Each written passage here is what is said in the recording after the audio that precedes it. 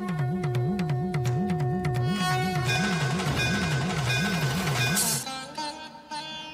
दुख का मूल कारण भी तो यही है ऋषि भृगु। आसक्ति हमारे मन की शांति को छीन लेती, उसे भंग कर देती।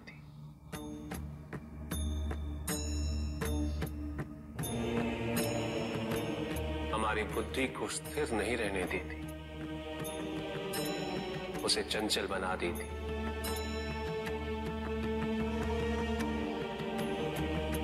आसक्ति से प्रमाद की उत्पत्ति होती। प्रमाद मद होता है और मद अहंकार का स्रोत है। और अहंकार पूर्णतः शुभता में परिवर्तित हो जाता है,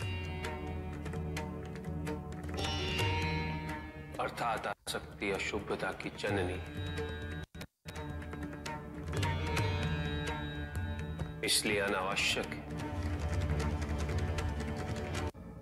तो प्रभु, आसक्ति को अनासक्ति में कैसे परिवर्तित किया जा सकता है? और हम आसक्ति से कैसे उबर सकते हैं प्रभु? आसक्ति से मुक्त होना ही अनासक्ति है। आसक्तिहीन होने के लिए अपने और पराये का भेद मिटाना अनिवार्य है।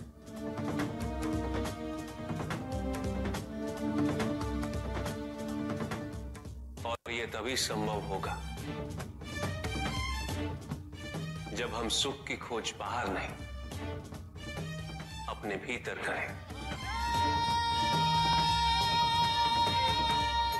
जब हम यथार्थ को पहचानें,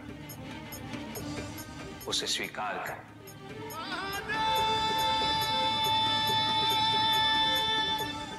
हम अपने सुख को सांसारिक तत्वों से परिभाषित नहीं करें। जब तक हम ऐसा करते रहेंगे, हम बंधते जाएंगे। जब हम स्वयं अपने भीतर झांकना आरंभ करेंगे, हमारी मुक्ति का मार्ग स्वतः प्रशस्त होता जाएगा। महादेव, आपने हमें दुख का कारण तो बता दिया। प्रभु, ये विवाह मुझे स्वीकार्य नहीं है प्रभु।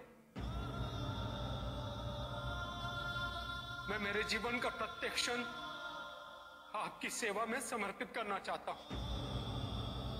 मैं नहीं चाहता हूं कि मेरा कोई भी संबंध मेरे भक्ति को विभाजित या बाधित करने का कारण बने। नंदी, विवाह तुम्हें मेरी भक्ति के लिए अयोग्य कैसे बना देगा? उसमें बाधा कैसे उत्पन्न कर देगा? माता, आपके और प्रभु के बीच में इतनी चुनौतीपूर्ण स्थितियां उत्पन्न हुई, फिर भी आप दोनों स्थिर रहे। किंतु मेरे लिए यह संभव नहीं है माता, क्योंकि मैं अपने दायित्व के मार्ग में कोई भी विकर्षण सहन ही नहीं कर सकता। नंदी, मेरे एक प्रश्न का उत्तर दोगे? पहले तो तुम केवल मेरे प्रति ही समर्पित थे, किंतु अब तुम मेरे साथ साथ पार्वती की भी आराधना करते हो।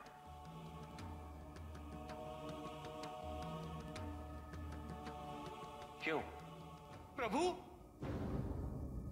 माता आपके अर्धांगिनी है, आपकी पूरक, जिस प्रकार आप उनके पूरक हैं। आप माता के कारण आनंदित रहते हैं, उनकी उपस्थिति आपको प्रसन्नता देती है।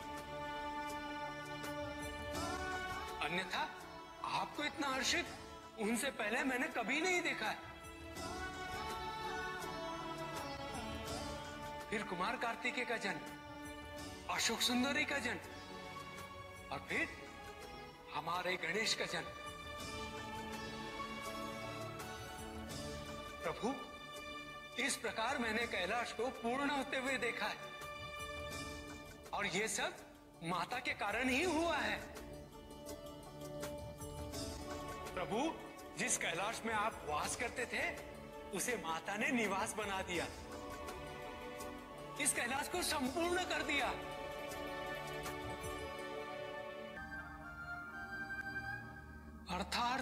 अर्थात व्यक्ति की पूर्णता हेतु विवाह आवश्यक है नंदी। जैसे स्वामी और हम एक दूसरे के पूरक हैं, उसी प्रकार तुम्हारी अर्धांगिनी और तुम एक दूसरे के पूरक बनोगे। विवाहित जीवन की अनुभूति, परिवार का सुख, उसके सुख और उसकी सुरक्षा के लिए संघर्ष, ये सभी अनुभूतियां एक व्यक्ति के विकास के लिए अनिवार्य है नंदी। किंतु प्रभु, मेरी स्वतंत्रता। स्वतंत्र तो वो नहीं है नंदी जो विवाह के विचार से भयभीत होते हैं या संकोच करते हैं, क्योंकि स्वतंत्रता तो वो है जो किसी भी विचार से प्रभावित ना हो, किसी भी सुख, किसी भी दुख से प्रभावित ना हो।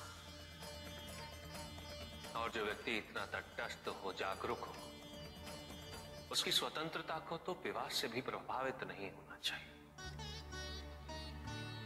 और फिर क्या गणेश, कार्तिकेय और अशोक सुंदर, ये सभी विवाह उपरांत परिवर्तित हो गए।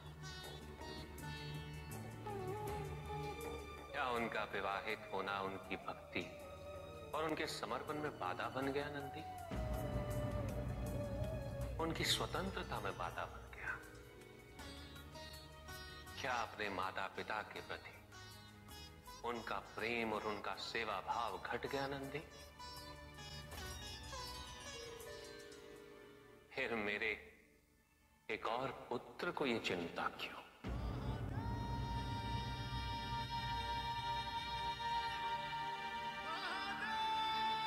ये भय क्यों नंदी? अग्नि जलाती है, जल बुझाता है। दोनों के कार्य क्षेत्र पूर्व परिभाषित और भिन्न है। दोनों एक दूसरे को प्रतिस्थापित नहीं कर सकते। इसी प्रकार इस समस्त संसार में सभी की भूमिका पूर्व परिभाषित। संसार की यही विविधता इसकी विशेषता भी है।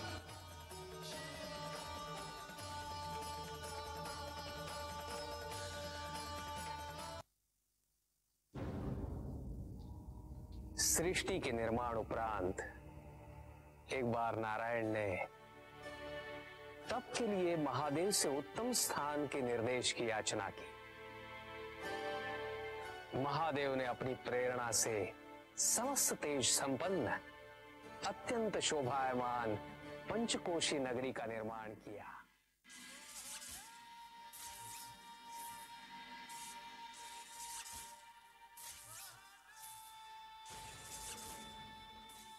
वहां उपस्थित होकर नारायण ने बहुत काल तक तपस्या की।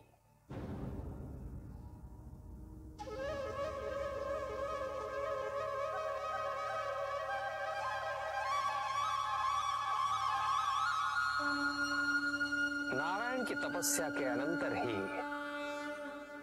उस क्षेत्र में महादेव की कृपा से अनेक नदी नद सरिताएं उत्पन्न हुई।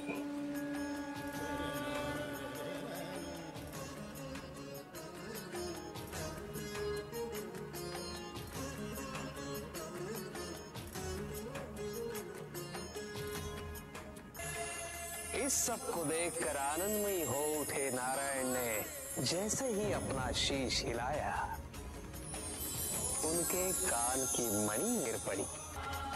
मणिकर्णिका के उस पंचकोश वाले विस्तृत क्षेत्र को महादेव ने अपने त्रिशूल पर धारण किया। महादेव ने अपनी शक्ति से उस पंचकोशी तीर्थ को सभी 14 लोकों से पृथक रखा और आगे इन सब से अलग उसको मृत्युलोक में स्थापित किया। नारायण की यह मणिकर्णिका हमारे द्वारा निर्मित इस विश्व में स्थान पाए और सभी जीवों को हमारी ओर लाने का साधन बने। महादेव, आपने कहा था कि आप इसे इस लोक में स्थापित करेंगे। अब समय आ गया है।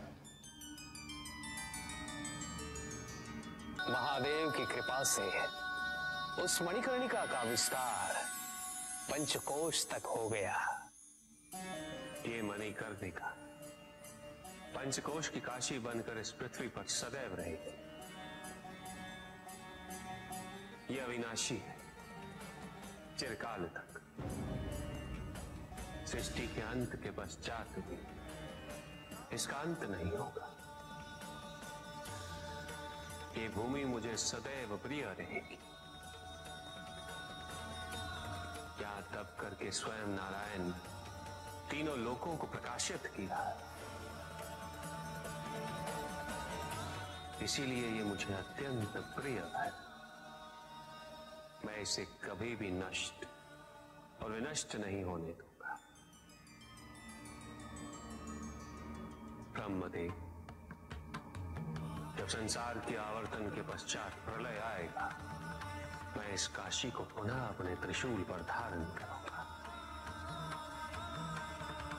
और नवीन संसार में पुनः स्थापित करूंगा। और यहां मेरा अस्तित्व सदैव रहेगा।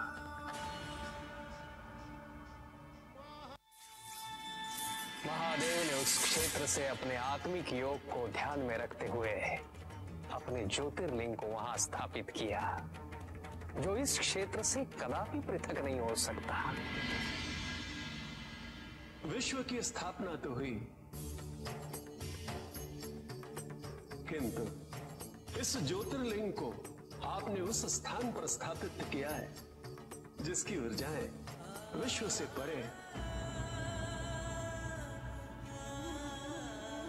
इस ज्योतिर्लिंग को विश्वेश्वर ज्योतिर्लिंग के नाम से जाना जाएगा।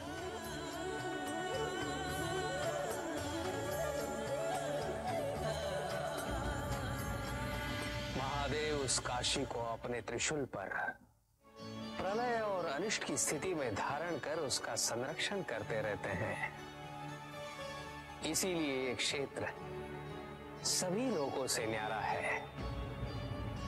नारायण की मणि गिरते ही उस स्थान का नाम मणिकर्णिका तीर्थ पड़ गया। और दुख का मूल कारण भी तो यही है ऋषि भृगु। आसक्ति हमारे मन की शांति को छीन लेती, उसे भंग कर देती।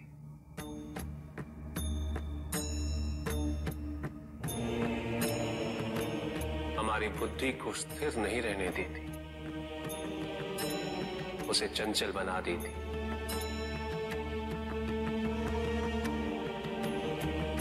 आसक्ति से प्रमाद की उत्पत्ति होती, प्रमाद मद होता है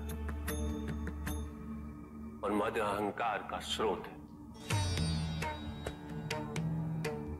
और अहंकार पूर्णतः शुभता में परिवर्तित हो जाता है, अर्थात आसक्ति अशुभता की जननी।